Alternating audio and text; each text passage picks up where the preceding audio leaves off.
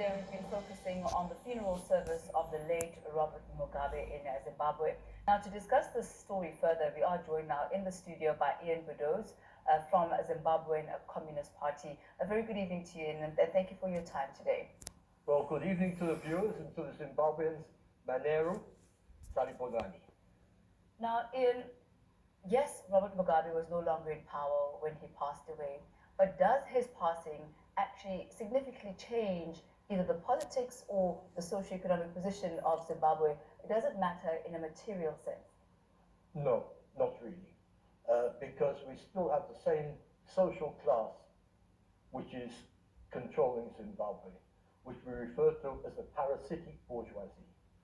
That social class is interested in one thing, looting. Sometimes we just refer to them as a looting class. This is what Robert Mugabe mainly represented. If you're looking at any leader, yes. According to you as the Communist Party, that's yes. your view? Yes. If you look at the history of any leader, they do some good things, they do some bad things, but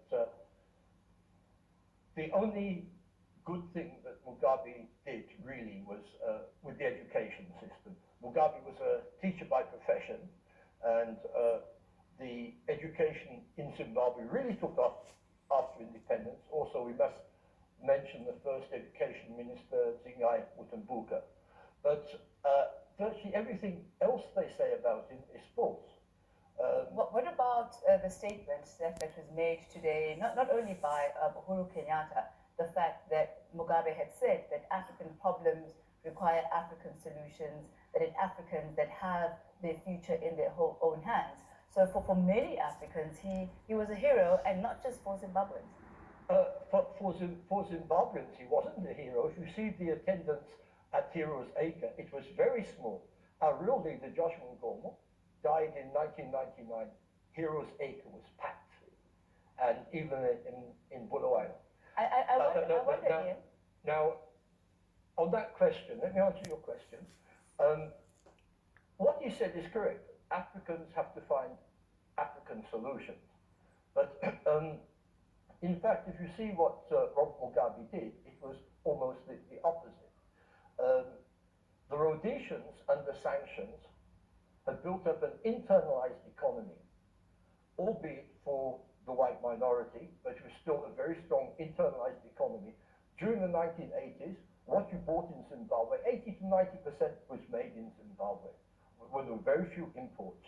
That system was very good. Now, under the influence of the World Bank and the IMF, they introduced the Economic Structure Adjustment Program in 1991.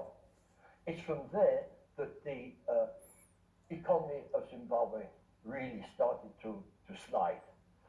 And that's not the only thing. What we must remember is that in 1980, Mugabe was being backed by Britain and the US, as against Nkomo, because let me quote Andrew Young, the American diplomat, who wrote an essay after the election of Robert Mugabe. He said, the victory of Robert Mugabe is a victory for Western diplomacy because it has prevented the Soviet advance to Africa, represented in Zimbabwe by Joshua Nkomo. And it was Joshua Nkomo who was a ZAPU, which had a relationship with the ANC. And I'm very cross with, by the way, I've got great respect for Cyril Ramaphosa. I like the fact that he apologized to Zimbabweans for the xenophobic attacks. But this thing that Zimbabwe was a safe haven for ANC is totally wrong. The Zimbabwe government made a deal with the Afrikaner apartheid government in 1982 to block Umkhonto we Sizwe from using Zimbabwe as a rear base. And what then followed was massacre of civilians in Matabeleland, because it was Matabeleland that the guerrillas would come from.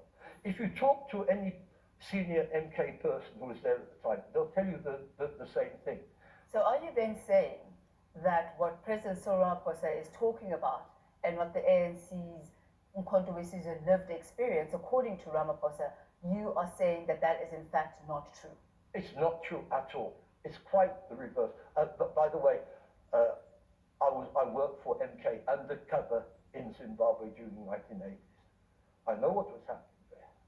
We worked undercover. So why the difference in stories, and why two different accounts of exactly the same period in time? I think people are trying to be nice about Mugabe. And also there's this thing of African leaders wanting to kind of support each other. But what the people of Zimbabwe are saying and doing is different, as you saw by the attendance. Now, the other thing that I saw, another politician who I've got a lot of respect for normally, Naledi Pandor, said that Mugabe had empowered Zimbabweans, and that one's very obvious, because if the Zimbabweans have been empowered, why are so many Zimbabweans here? They've actually been disempowered. They've been disempowered. You've got more than 90% unemployment, because what was starting to happen in South Africa with the Zuma Gupta thing had already happened in Zimbabwe. Fortunately, in South Africa, it's been halted.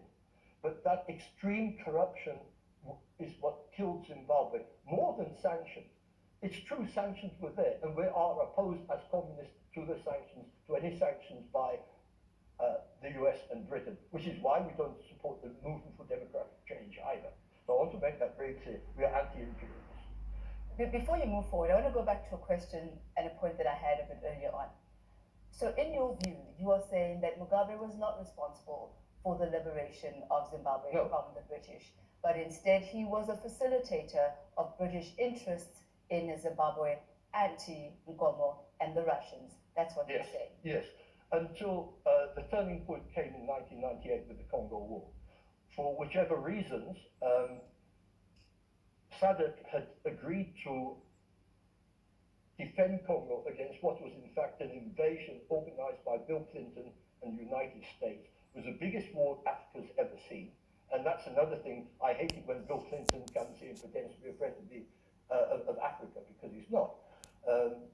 The Rwandese and Ugandan troops were organized, trained by the Americans, because they were trying to protect their access to rare minerals in Congo, which Laurent Kabila had said to all the mining companies, hey, you guys, you can't just keep looting, you have to pay money back into Congo.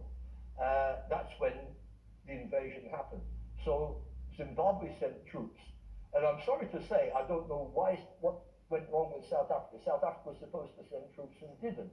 And we know that the US policy was to invade Angola as well. In fact, the biggest battle of the Congo War was Cabinda, the Angolan oil enclave.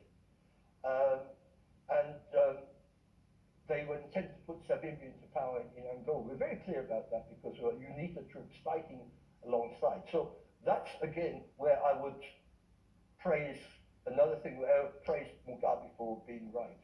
I remember speaking to